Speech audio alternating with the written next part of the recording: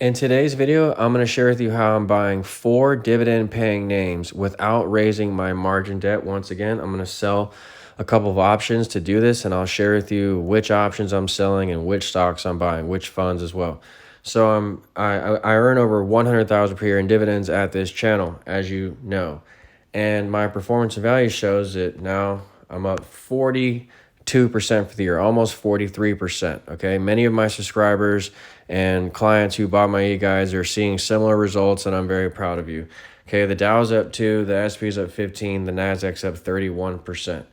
All right, so we're outperforming all indexes. Once again, I know it gets to sound like a broken record at some point when I keep saying this, and we're up a decent amount of money today, although that's tapering off from the last few days of what we've been seeing.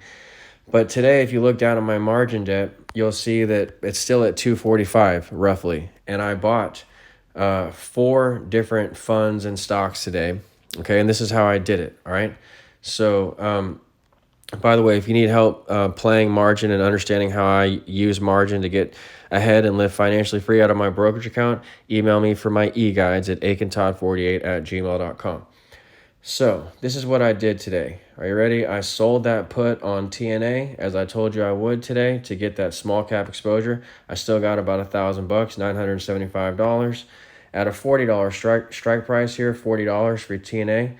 Because we bought OARC yesterday, and OARC is a small cap index, so I wanted to get more long side exposure to small caps without raising my margin debt. So I got paid $1,000 roughly to sell this put on TNA and drop my cost basis from 40 down to 30 because, $10 roughly that I received on this premium, $10, $975 minus 40 minus 10, that's 30. So my cost basis is 30.25 to be exact. So that's much lower than the current market price of TNA.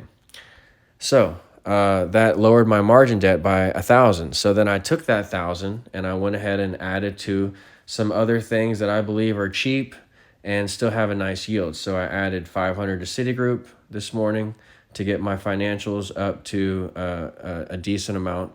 So I have 1,500 now in Citigroup roughly and 1,500 in Bank of America, which seems like a small amount to have, but when you combine all these stocks together, they can make a lot of money together. They're their own diversified portfolio within this portfolio of indexes, which is how I get all my performance. I tie my performance to the indexes. So when I buy stocks, I make sure that they're one of the top 10 sectors of the S&P, and that's how I always ensure this performance that I get.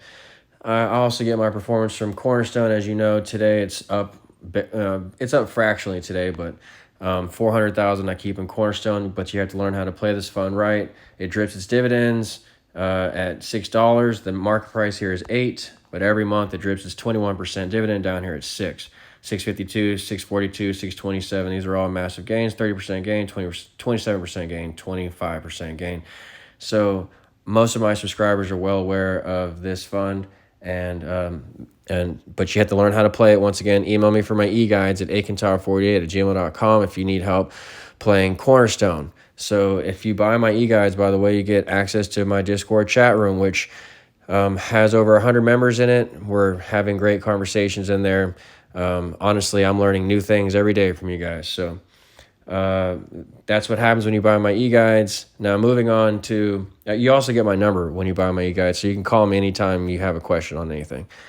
Moving on to what else I bought today. So I added to Citigroup today with the proceeds from TNA. It lowered my margin by $1,000. So I bought 500 Citigroup and I bought 500 USA because USA is still cheap. And while it's breaking out and getting away from me here, USA, it's one of my favorite funds. And it's up 10% right now, but I still think it's cheap. I still think it has almost a double in its cards.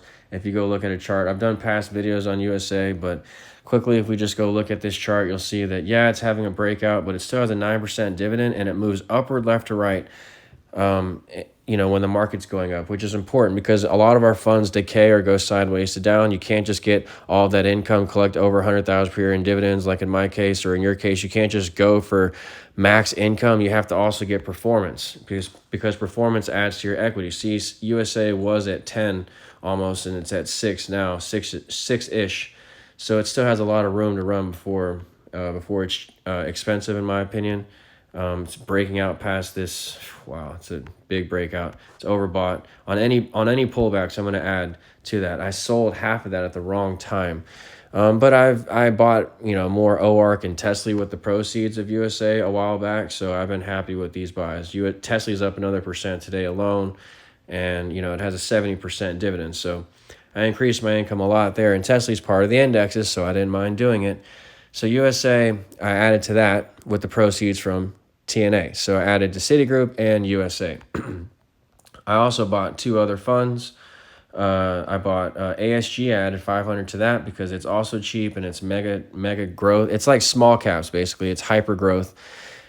ASG also did well on a Morningstar test along with USA. We've showed you that in past videos, what these funds have done. Cornerstone's a 5-star fund, obviously, and it did the best. That's why I have 400,000 in Cornerstone. But USA and ASG also did really well on their Morningstar test. So that's why I'm adding to USA on any dip from here. I don't know why it's only 2-star rated when it made you almost 45,000 over 10 years. So added to ASG and USA and Citigroup. And the last thing that I added to, guys, without further ado, I bought some more IEP on the weakness. You like to, you want to buy things on the weakness, obviously, when you want outperformance. The way I'm getting this performance, see, IEP had a favorable negotiation with their debt recently, and it's been up. It's had a huge move recently, and now it's pulling back. This is where I'm adding to my shares. I bought 500. Always nibbling. This always increases my income, ensures that I increase my income slightly each day, but without increasing my risk exposure at the same time. That's the key to nibbling on all these funds, but you buy when they're down. That's how you get this performance. It's just one way to maximize and get another basis point out of your performance is to buy things when they're down. Don't buy when they're up unless they're still cheap overall. Today, when I bought ASG and USA when they're up, I still believe that even though they did break out recently, I still think they're cheap long term. So I'm going long term here. I my dividends of over 100,000 per year will pay down my debt that you saw down there, that 245,000 in debt in less than 3 years. But it's still I'm still on a long-term time frame. Okay, this plan is going to go for life. Okay, so anyway, sold options, okay, to get more exposure to the indexes, because TNA and TQQ I sold. By the way, I forgot to tell you, I sold an option on TQQ as well because it's too expensive to buy up here, but the option still gave me $1,000. So from those $2,000 that I sold puts on, I bought $2,000 worth of stocks and funds, basically. See, TQQ here. Now I have another option here at 40. So, and I got $900 for doing it. So, and I'm down. They gave me a bad execution price on TQQ and TNA, by the way, 85. I'm down 60 down. But you don't care about the market price. You just care about where you're going to get assigned, my cost basis, and the exposure to the indexes that it provides. Okay, so now I'm gonna if the NASDAQ moves higher, I'm gonna get extra performance, and you'll see this day's gains column move more, and that's important because that moves this available withdrawal number higher, and you need that to stay high so you can live financially free out of your brokerage account. You can't just have dividends, you can't just have performance. You have to have high equity too. You have to have all three: high dividends, high performance, because high performance leads to high equity, and high equity you have to have so that you can withdraw. I swipe my E-Trade card wherever I want in this world. Traveling, buying food, buying cars, whatever, a house.